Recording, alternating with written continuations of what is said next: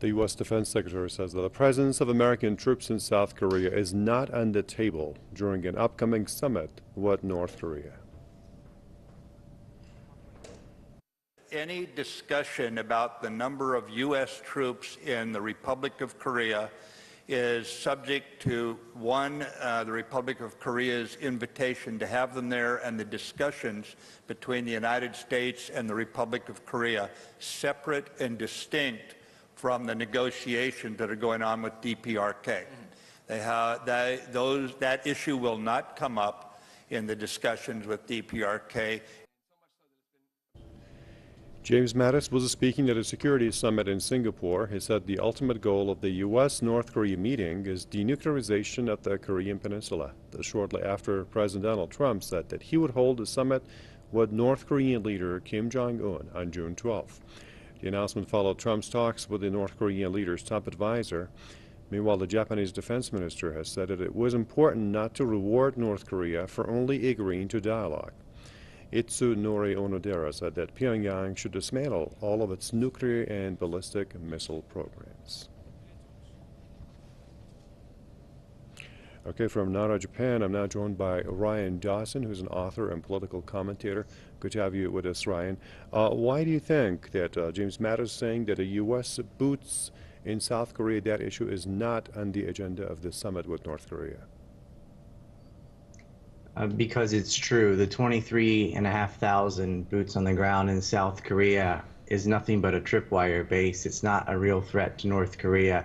What North Korea has always had problems with isn't the permanent presence of a small number of U.S. troops in the South. It's the jointly conducted war games done by the United States and South Korea, where the U.S. moves its Navy and aircraft carriers and nuclear bombers and nuclear submarines in, and does mock invasions of North Korea. That is what North Korea is asking to stop. Keeping a token presence in South Korea has never been the issue at hand for them. And Japan is saying that Pyongyang should dismantle all of its nuclear and ballistic missile program. Do you think this is what denuclearization means to North Korea? Japan is trying to push the ball a little further beyond just nuclear disarmament. They want to get rid of ballistic missiles, period, because North Korea could hit Japan with its conventional ballistic missiles. And so, of course, it's in Japan's interest to try to throw that on the table as well. But that might be asking too much from the North, at least at this point. Let's get rid of the nuclear weapons first, and then we can have further talks about other issues. So what about the U.S.? I mean, are they on the same page when you're talking about the same thing, that's denuclearization of the Korean Peninsula? Will North Korea really do away with its nukes? North Korea would do away with its nukes if the U.S. and South Korea stopped doing war games with mock invasions of the North. North Korea is desperate because of communism to join and to get some sanction relief and to work towards a path of reunification.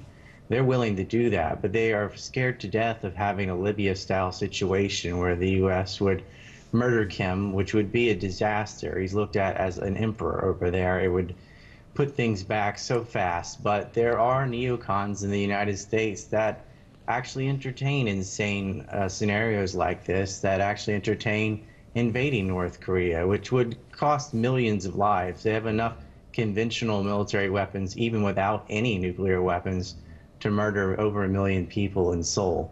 So there's no military solution, and they know that. And North Korea, it's not that they're wanting to nuke people anyway. They race to get nuclear weapons as a deterrent because they've seen U.S. foreign policy all over the Middle East, and they know that it is a real possibility that the United States could and would sacrifice South Koreans in order to attack the North, because as it is now, the North doesn't have the capacity to hit the United States, and the United States has proven that it's not really concerned how many of its allies get killed in the U.S.'s imperial escapades.